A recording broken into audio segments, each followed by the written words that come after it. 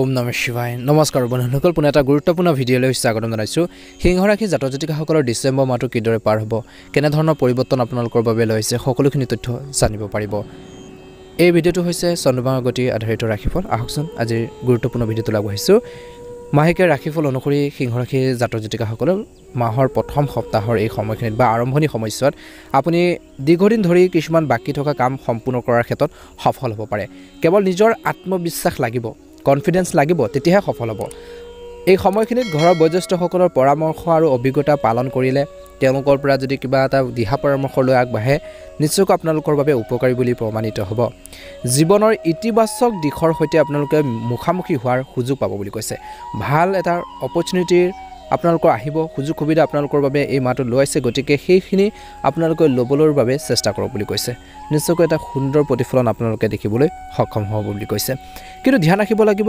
মাহৰ প্ৰথম ভাগত বা প্ৰথম সপ্তাহত অত্যাধিক দায়িত্বৰ বুজাও আপোনালোকৰ ওপৰত পৰিব পাৰে কিন্তু আতংকিত হোৱাৰ পৰিৱৰ্তে সেইখিনিৰ ক্ষেত্ৰত কনফিউজন হোৱাৰ পৰিৱৰ্তে সেইবোৰক ভালকৈ সম্পূৰ্ণ কৰিবৰ বাবে চেষ্টা কৰক বুলি কৈছে লেনদেন সম্পৰ্কৰ যিকোনো ধৰণৰ বিষয়ত সাৱধানতাৰ অৱলম্বন কৰিব লাগিব সতৰ্ক হৈ থাকিব লাগিব ছাত্ৰ ছাত্ৰীসকলে পঢ়া শুনাৰ ক্ষেত্ৰত একেবাৰে অসাৱধান হোৱাটো উপযুক্ত নহয় মাহৰ আৰম্ভণি সময়ছোৱাত কিন্তু ছাত্ৰ ছাত্ৰীসকলে পঢ়া শুনাৰ ক্ষেত্ৰত গুৰুত্ব দিব লাগিব বুলি কৈছে অধ্যয়নৰ প্ৰতি একাগ্ৰ হৈ থাকিব লাগিব ব্যৱসায়ত বৰ্তমান কামত মনোনিৱেশ কৰক বুলি কৈছে আৰম্ভণি সময়ছোৱাত এই সময়ত আপুনি ভাল সুযোগো পাব পাৰে বুলি কৈছে অংশীদাৰিত্বৰে সম্পৰ্কৰ ব্যৱসায়ত বিশেষকৈ আপুনি পুৰণি নেতিবাচক বিষয়বোৰক আওকাণ কৰক বুলি কৈছে কিছুমান যদি মিষ্টেক হৈছিল কিবা যদি ভুল বুজাবুজি হৈছিল সেইখিনি আপোনালোকে ঠিক কৰি আগবাঢ়ি যাবৰ বাবে চেষ্টা কৰক বুলি কৈছে সকলো কথা ধৰি নাৰাখিব অংশীদাৰৰ লগত কিবা এটা যদি ভুল বুজাবুজি হয় কামবোৰত ভালদৰে মনোনিৱেশ কৰক এই সময়ত যিকোনো ধৰণৰ ঋণ লোৱাটো ক্ষতিকাৰক হ'ব পাৰে নিয়োজিত লোকৰ ওপৰত অধিক কামৰ বোজাৰ পৰিব পাৰে বুলি কৈছে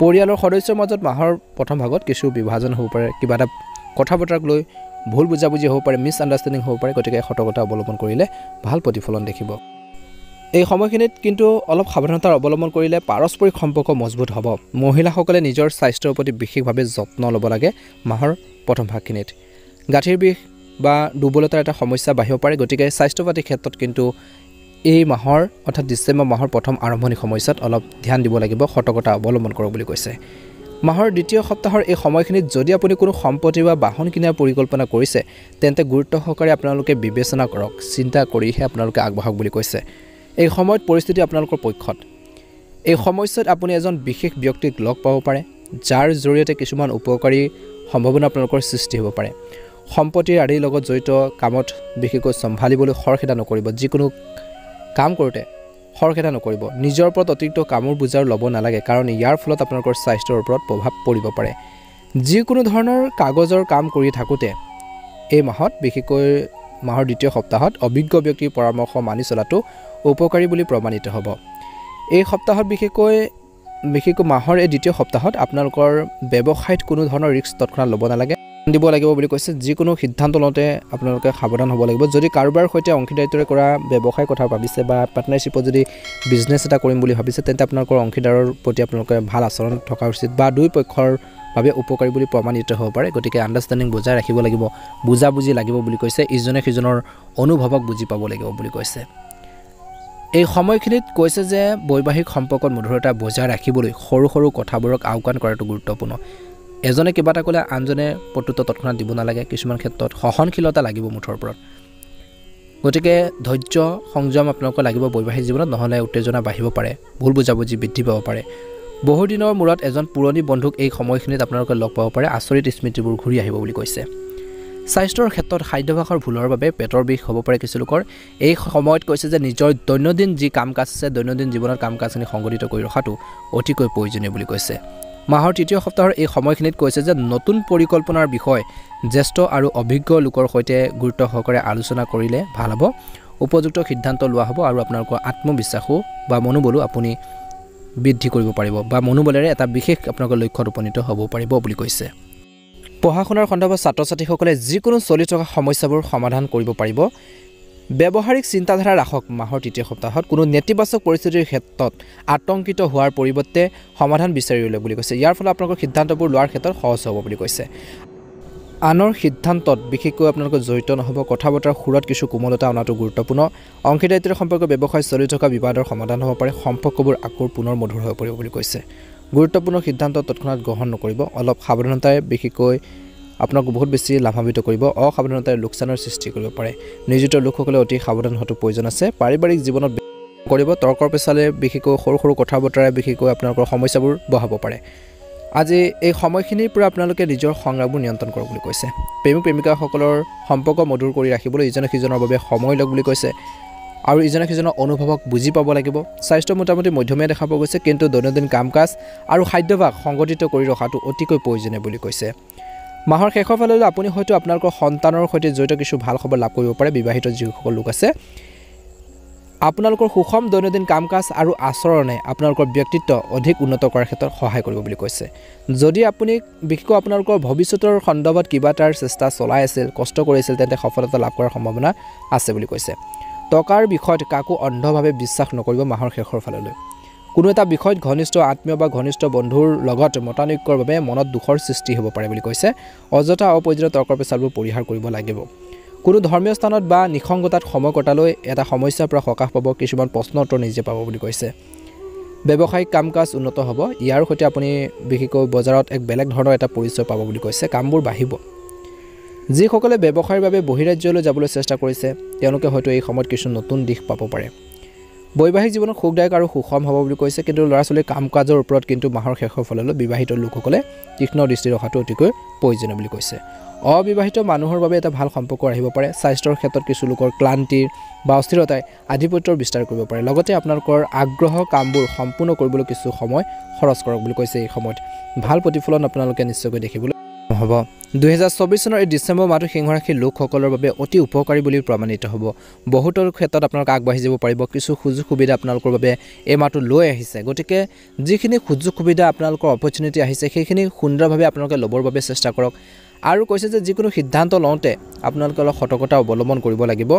বহুদিনৰ পৰা চেষ্টা কৰি থকা যিসকলে বিশেষকৈ চাকৰি এটাৰ বাবে ট্ৰাই কৰিছিল, ব্যৱসায় এটা কৰিম বুলি ভাবি আছিল, কিবা এটা কামৰ সন্ধানত আছিল, মুঠৰ ওপৰত সেইখিনি ক্ষেত্ৰত এটা নতুন দিশ, নতুন এটা আপোনালোকে ৰিজাল্ট পাব পাৰে। ভাল এটা ফলাফল আপোনালোকে দেখিবলৈ সক্ষম হ'ব বুলি কৈছে, যাৰ ফলত আপোনালোকৰ উপাৰ্জনো বৃদ্ধি পাব, সমাজত আপোনালোকৰ সন্মান বৃদ্ধি পাব আৰু নিজৰ আৱেগবোৰ নিয়ন্ত্ৰণ কৰি যিকোনো কাম কৰোঁতে সতৰ্কতাৰে কৰক বুলি কৈছে। নিশ্চয়কৈ আপোনালোকে উপকৃত হ'ব। এই মাহত আপোনালোকৰ যিখিনি কাম কাজ কৰিব সেই কামখিনিৰ ক্ষেত্ৰত মানুহে আপোনালোকক শলাগ ল'ব। আপোনালোকৰ কাম কাজখিনি আপোনালোকক দেখি সন্তুষ্ট হ'ব মানুহে। আপোনালোকৰ প্ৰেৰণা কৰিব, আপোনালোকৰ পৰা সাহস তেওঁলোকে লাভ কৰিব বুলি কৈছে আৰু সেইখিনি আদৰ্শই আপোনালোকক বহুত বেছি আপোনালোকক জনপ্ৰিয়তাৰ বৃদ্ধি কৰিব বুলি কৈছে। এই মাহত বিশেষকৈ আপোনালোকে যিকোনো পদবীত বিশেষকৈ অধিষ্ঠিত হ'ব পাৰে, কিবা এটা দায়িত্ব পাব পাৰে বুলি কৈছে, গুৰুত্বপূৰ্ণ দায়িত্ব। ডিচেম্বৰ মাহত আপোনালোকৰ পৰিয়ালত বা ফেমিলিত বিশেষকৈ কোনো নতুন সদস্য অহাৰ সম্ভাৱনা আছে। কিবা এটা ভাল সুযোগ আপোনালোকৰ লৈ আহিছে বুলি কৈছে। ভাল এটা প্ৰতিফলন দেখিব ঘৰখনত। ব্যৱসায়ত সময় দিব লাগিব আৰু সময় দিলেহে ব্যৱসায়ত ভাল এটা প্ৰতিফলন দেখিব। ব্যৱসায়ত আগবাঢ়ি যাব পাৰিব। নতুন আপোনালোকে চৰকাৰী কোনো আপোনালোকৰ আঁচনিৰ সুবিধা লাভ কৰিব পাৰে। কিছু লোকে এটা সুন্দৰ প্ৰতিফলন আপোনালোকে দেখিবলৈ সক্ষম হ'ব। এই সময়খিনিত কিন্তু আপোনালোকে নিজৰ সংগ্ৰামবোৰ অলপ নিয়ন্ত্ৰণত ৰাখিব লাগিব বুলি কৈছে। ডিচেম্বৰ মাহত বিশেষকৈ আপোনালোকৰ সফলতাৰ বাট মুকলি হ'ব আৰু লগতে কৈছে যে এই মাহত আপোনালোকৰ ঘৰখনত চলি থকা যিকোনো সমস্যা আপোনালোকে ধীৰে স্থিৰে শান্তিপূৰ্ণভাৱে আপোনালোকে সমাধান কৰিব পাৰিব বুলি কৈছে। আনৰ সমস্যাত আপোনালোকে তৎক্ষণাৎ জড়িত নহ'ব।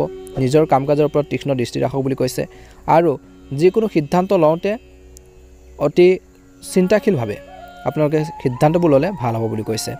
এই সময়খিনিত কৈছে যে আপোনালোকে নিজৰ দায়িত্ব সুন্দৰভাৱে পৰিচালনা কৰিব পাৰিব। আনক সহায় কৰি আপোনালোকে আনন্দ লাভ কৰিব বুলি কৈছে।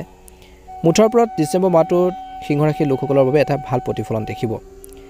আপুনি অনুভৱ কৰিব যে আপোনালোকৰ বহুত কামেই সম্পূৰ্ণ হৈছে আৰু কিছুমান কাম শেষ হ'বলৈ গৈ আছে, কিন্তু কেৰিয়াৰ বা ব্যৱসায়ত হুলস্থুলৰ মাজতো বা কিছুমান খৰখেদাৰ মাজতো আপুনি শাৰীৰিক আৰু মানসিকভাৱে অলপ ভাগৰুৱা হৈ থাকিব পাৰে।